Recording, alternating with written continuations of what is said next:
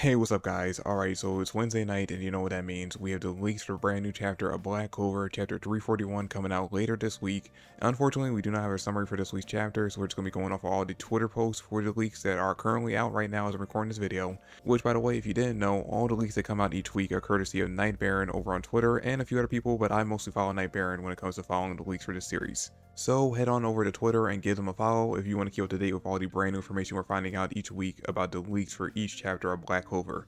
Anyway, jumping into spoilers that we have for this week's chapter, one of the first things that Night Baron actually tweeted out was that we're going to be meeting 3 new members of Ryuzen 7 in this week's chapter. In fact, apparently we're going to be meeting them on the very first page, and he actually just tweeted out a little while ago that we're actually getting the names of all 3 characters in this chapter, and I've only seen one of them so far when it comes to the leaked images, and it was a Gyru girl who looks kind of like a ninja aesthetic, and apparently her name is going to be Imari Komari, and I'm digging that name already. And then there's going to be a normal looking dude whose name is Ukudai Zaman. Didn't get to see his character design, but based on this description, it looks like he's just going to be a normal person. Not sure what that means exactly. And then the other dude is Hanega Tujijozo. I might have butchered that name, but yeah, I don't know. Or no, it looks like actually underneath it, he has a tweet saying that the other dude's name is actually going to be Hanegatsu Jijozo, which I'm still sure I butchered that name completely. And now, like I said, I've only seen one leaked image of Yamari, the Gyru girl who's going to be training Asta, who's a member of the Ryuzen 7, and it's kind of just her kneeling over Asta while he's face first on the ground. So I'm guessing whatever happened to Asta is going to be a result of his training with her. But as far as I can tell from none of the tweets I've seen from Night Baron, it doesn't look like we're going to be getting any indication of what her or any of the other 2 members of the Ryuzen 7 can actually do and how they're training Asta. So I'm guessing it's obviously going to be something related to Ki, but we're not getting any indication of what their Yojutsu is on top of that, or even what training method they're using to teach Asta new ways to use Ki. Because I imagine that each one of the Ryuzen 7 have their own specialty. We saw that Ichika's specialty is obviously using the Zen, or basically using her Ki to manipulate her Yoryoku and then output it at the maximum capacity when she attacks. I'm guessing that each one has their own ability and their own way of using Ki that's different from one another. But like I said, unfortunately there are no tweets currently out right now that at least I can find that are hinting at any idea of what their abilities are or how they're going to be training Asta. But we do end up finding out about one ability that everyone's been interested in finding out more information about since we got to the Land of the Sun, and that is we get the name and the, I guess, description of what Ryu's eye ability is.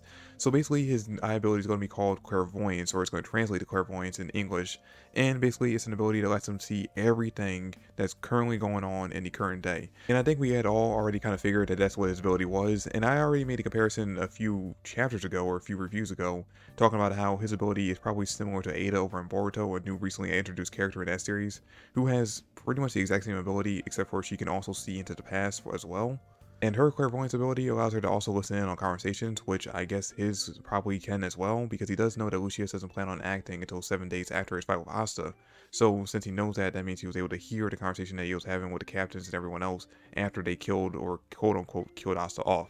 Now, I know on paper, clairvoyance doesn't seem like that big of a deal, especially when you compare it to all the attack power that a lot of the other characters we've been introduced to throughout the series have. I mean, when you look at Ichika from the last chapter, she was so strong in that one chapter that she had the entire fandom debating how strong she actually was for an entire week after the chapter came out. So yeah, I mean, when you look at it compared to that, you originally think clairvoyance, the ability to basically just see everything that's currently going on in the entire world at once, that's probably not that big of a deal, but when you really sit down and think about it, it's an extremely broken ability.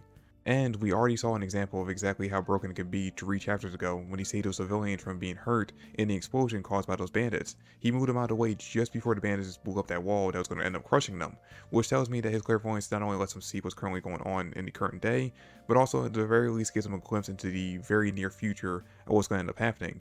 Which, if I'm right, and he has the ability to see even a little bit into the future, that would be a stupidly broken ability during a fight. I mean, just imagine if Asta could see into the future just like 5 seconds, and he could predict exactly where his opponents are going to attack by using that ability.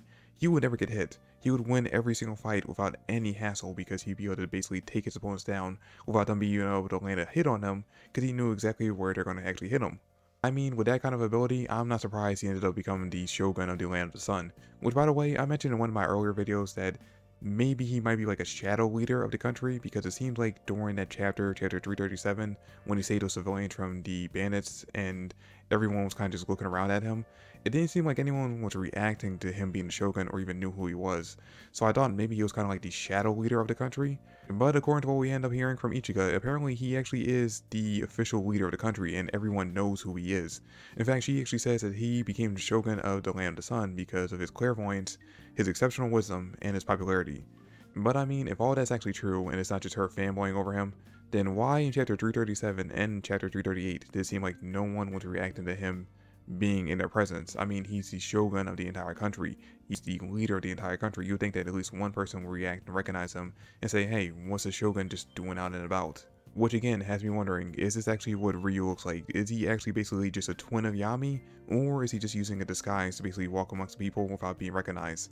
I'm still under the impression, because of the fact that we have so many comparisons between him and Joyous, that he actually is using some kind of transformation to turn into this appearance. And you know what, if this is some kind of transformation, it would be really cool if we end up finding out that his true form is something like a dragon or something cool like that.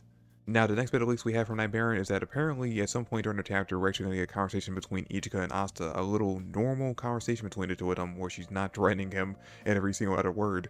And apparently, this conversation is just going to be the two of them fanboying over their respective people. It's going to be Ichika fanboying over Ryu and how much he owes and respects him, and it's going to be Asta doing basically the same thing but with Yami. And then this is when things actually get really interesting, because apparently when Asta's fanboying over Yami, Ichika tells him to stop and she says that she hates her brother, and when Asta tries to figure out why she would hate someone as cool as Yami, she reveals that apparently when Yami was 13 years old before he left the country, he killed their family.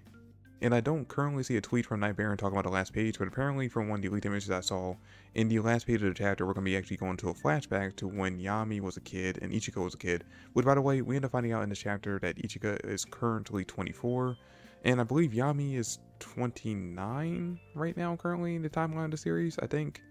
I think either 29 or 30. But anyway, we're coming back to when they were kids before Yami left the country, and we get to see that apparently from the translation that I did see on that page, Ichika was very close to Yami, and then obviously after he killed their family, they most likely end up growing apart. Now, I've been seeing other translations or different translations, one saying that's just family, like, you know, parents, maybe siblings, just immediate family, and other people saying it's a whole-on clan, kind of like what Itachi did over in Naruto to the Uchihas. I'm not sure exactly which one is actually true. We're going to have to wait till the translations actually come out officially. I'm not going to trust the fan translations we're going to get on Friday. But when the official translations come out, I'm going to trust those more into figuring out if it's a clan or if it's just like a small immediate family, you know, parents, siblings, stuff like that. But I mean, either way, it's crazy to think that Yami might have pulled an Itachi on his family. Now, honestly, I don't think that he actually pulled an exact Itachi and actually slaughtered his family with his own hands. I'm guessing something must have happened that Ichika blames Yami for causing that led to his family's death. Like maybe during the fishing trip they were on, maybe Yami did something that caused his ship to capsize and his family ended up drowning while he washed up on the Clover Kingdom, something like that. Whatever ended up happening, we'll end up finding out in the next chapter if we continue this flashback from Ichika's perspective. Which, by the way, whatever she thinks ended up happening, it's most likely going to be wrong. And once we get them, her and Yami reunited, he's going to tell her exactly what actually happened, and we'll probably get to do it on reconciling then. Anyway, that's all we currently have for this week's chapter spoilers. That's it for the video. Thanks for watching, guys. Let me know in the comment section down below what you thought about the spoilers, and do you think that Yami actually did kill its entire family and pulled an Itachi? Like I said, I personally don't think that actually is what happened, but I want to know what your guys' opinions are in the comment section down below. Anyway, that's it for the video. Thanks for watching, and I'll catch you guys in the next one. Peace.